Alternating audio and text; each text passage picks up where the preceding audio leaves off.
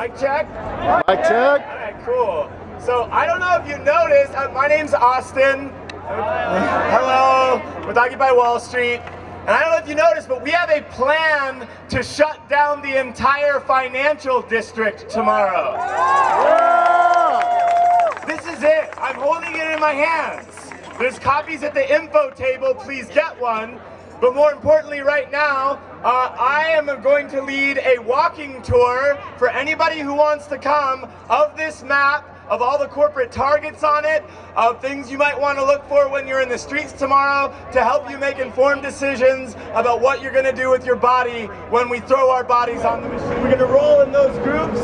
We're going to go from the meetup point to one of the two. Each zone has two blockade points. So we're gonna who know what civilian is? Great. So yeah, civilian is just we blend into the crowd and then we show up at the blockade. So we're gonna do that. We're gonna hold the space. Those who want to commit to a civil disobedience will stay and take an arrest. Those who want to keep moving will disperse into the 99 revolutions, which is just a series of mobile tactics of swarming into an intersection, then leaving, hitting a bank lobby, then leaving. The idea being that we want to throw these parties, these lobby parties, these intersection parties that show the world that we want to see in the middle of the world that we don't want. So we're gonna actually swing through the education zone. Guys, you can't stay here on the corner. We're waiting. Gotta wait for a green light, boss. Space where we could get trapped, right? Where are they? You might have seen videos of them with orange nets kettling us. Yeah, they'll probably try and do that. Right over on your left, you can think of that's the education zone. There's lots of little side streets. You might notice a notable fact about this intersection is that all the traffic from the Brooklyn Bridge exits here. And Broadway, which is one of the busiest streets in Manhattan, intersects with that exit.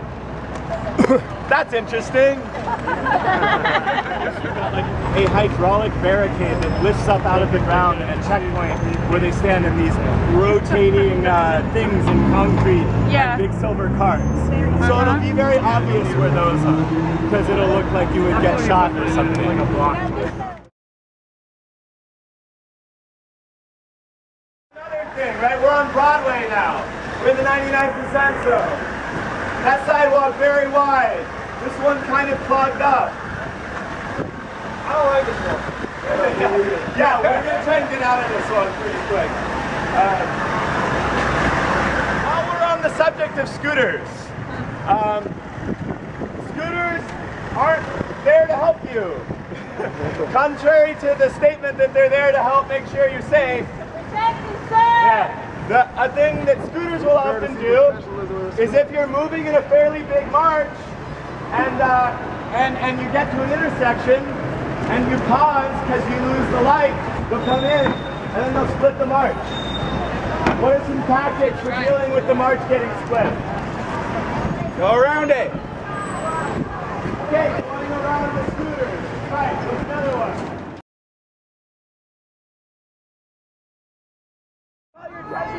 This is Liberty Street, and Liberty Street goes straight to the Fed, and it turns into Maiden Lane. All right, so Liberty Street is one way that you can get from all the way on the west to all the way on the east of the whole zone.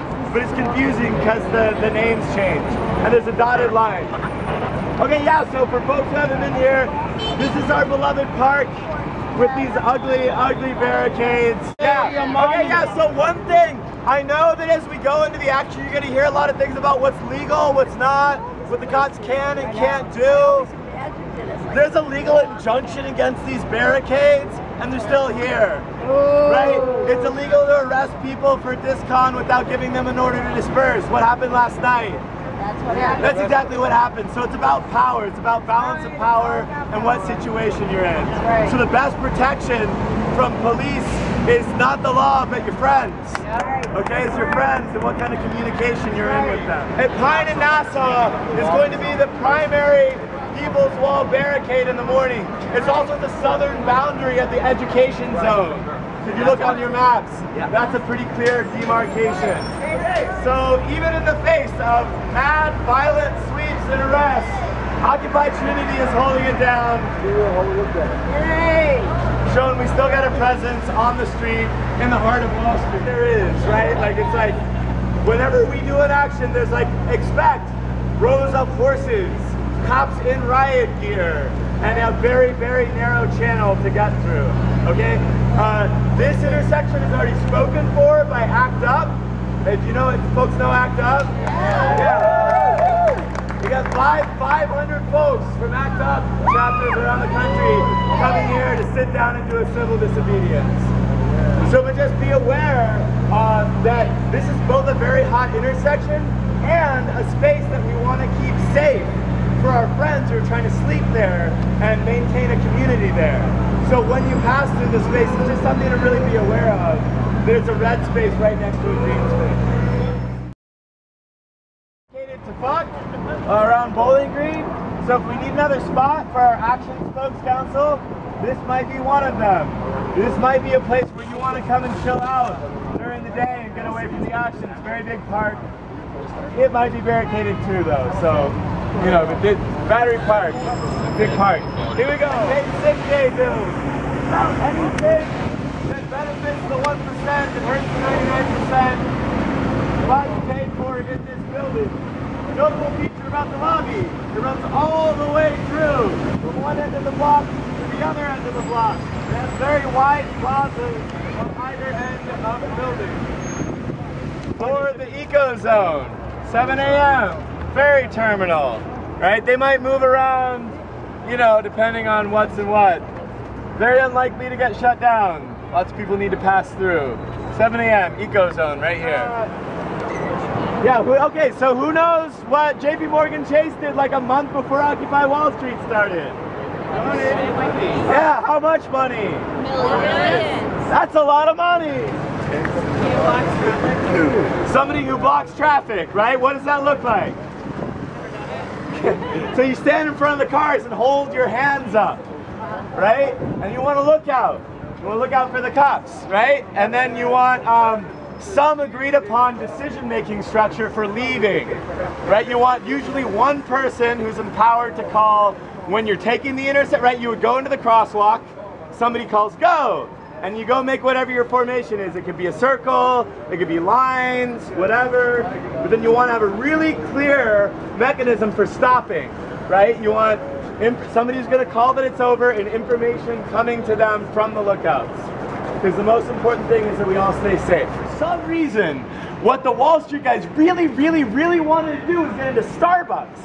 And so there's this one guy who's like, I can't believe you were going to stop me from the and like he like backed up and like ran through the barricade and broke the revolving door and then got stuck in the revolving door and he couldn't get in and he couldn't get out and like all he wanted was a latte. What the state thinks is the appropriate response to people gathering democratically. Okay, so these have been up there for a year, keeping people out of a public park because folks coming together, you know, and talking to each other was dangerous. So yeah, One Chase Manhattan Plaza, here it is. So we saw a lot of spaces, right? We saw some wide streets, some narrow streets, some windy streets, some tricky intersections, some boundaries between places. So a lot of bank lobbies, what they look like, a lot of corporate offices, what they look like, and hopefully this is something that you can use and share, okay, with your affinity group or whoever between now and tomorrow morning, because tomorrow morning is going to be a little crazy, right? Things are, no matter what happens, no matter how good this plan is, it won't happen exactly like this tomorrow. If there's one thing we know, is that we don't know what the fuck it's gonna be like, right? So you're gonna be in a situation where you're gonna have to make snap decisions you didn't anticipate making. As familiar as you can be with where you're going to be, what the options are, where you might wind up, and as tight as you can be with the people you're gonna be making those decisions with, the more effective you're gonna be tactically and the safer you're gonna be. So I just really, really encourage you, try to carve out a part of this map that feels good to you, that you wanna own.